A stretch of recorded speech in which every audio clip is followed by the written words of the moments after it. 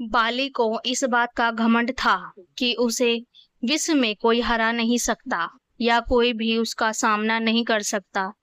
एक दिन की बात है, राम भक्त हनुमान वन में तपस्या कर रहे थे।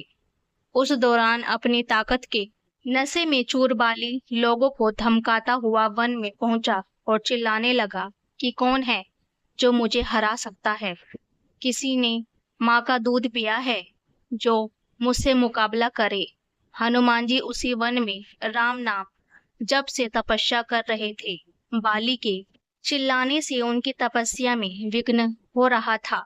उन्होंने बाली से कहा, वानर राज, आप अति बलशाली है, आपको कोई नहीं हरा सकता, लेकिन आप इस तरह चिल्ला क्यों रहे हैं? यह सुनकर बाली भड़क गया।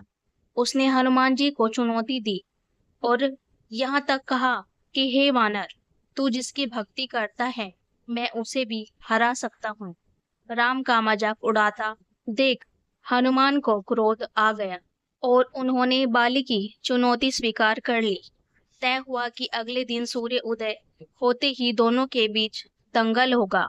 अगले दिन हनुमान तैयार होकर दंगल के लिए निकल ही रहे थे कि ब्रह्मा जी उनके समक्ष प्रकट हुए। उन्होंने हनुमान को समझाने की कोशिश की कि वे बाली की चुनौती स्वीकार न करें, लेकिन हनुमान जी ने कहा कि उसने मेरे प्रभु श्री राम को चुनौती दी है। ऐसे में अब यदि मैं उसकी चुनौती को अस्वीकार कर दूंगा तो दुनिया क्या समझेगी, इसलिए उसे तो सबक सिखाना ही होगा। यह सुनकर ब्रह्मा जी ने कहा, ठीक है, आप दंगल के लिए जाओ, लेकिन अपनी शक्ति का 10वां भाग ही लेकर जाना।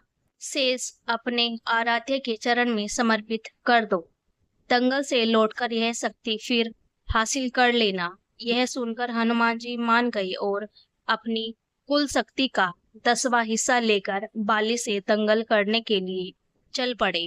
दंगल के मैदान में हनुमान जी ने जैसे ही बाली के सामने अपना कदम रखा, ब्रह्मा जी के वरदान के अनुसार हनुमान जी की शक्ति का आधा हिस्सा बाली के शरीर में समाने लगा। इससे बाली के शरीर का आधा हिस्सा बाली के शरीर में समाने लगा। इससे बाली के शरीर में उसे अपार शक्ति का एहसास होने लगा। उसे लगा जैसे ताकत का कोई समंदर शरीर में हिलोरे ले रहा हो।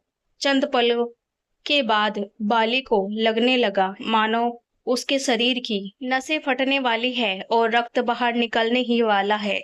तभी अचानक ही वहां ब्रह्मा जी प्रकट हुए और उन्होंने बाली से कहा कि खुद को जिंदा रखना चाहते हो तो तुरंत ही हनुमान से कोसों दूर भाग जाओ, अन्यथा तुम्हारा शरीर फट जाएगा। बाली को कुछ समझ में नहीं आया, लेकिन मैं ब्रह्मा जी को यूं प्रकट देखकर समझ गई कि कुछ गड़बड़ है और वह वहां से तुरंत ही भाग खड़ा हुआ। बहुत दूर जाने के बाद उसे राहत मिली, शरीर में हल्कापन लगने लगा। तब उसने देखा कि ब्रह्मा जी उसके समक्ष खड़े हैं। तब ब्रह्मा जी ने कहा कि तुम खुद को दुनिया में सबसे शक्तिशाली समझते हो, लेकिन तुम्हारा शरीर हनुमान की शक्ति का छोटा सा हिस्सा भी नहीं संभाल पा रहा है। तुम्हें मैं बताना चाहता हूँ कि हनुमान अपनी शक्ति का 10वां भाग ही लेकर तुमसे लड़ने आए थे। सोचो यदि संपूर्ण भाग लेकर आते तो क्या होता। बाली यह जानकर समझ गया कि मैंने बहुत बड़ी भूल की थी। बाद में बाली ने हनुमान जी को दंडवत प्रणाम किया और बोला, अथाह बल होते हुए भी हनुमान जी शांत रहते हैं और राम भजन गाते रहते हैं, और एक मैं हूँ जो उनके एक बाल के बराबर भी नहीं हूँ और उनको ललकार रहा हूँ। मुझे क्षमा करे हनुमान,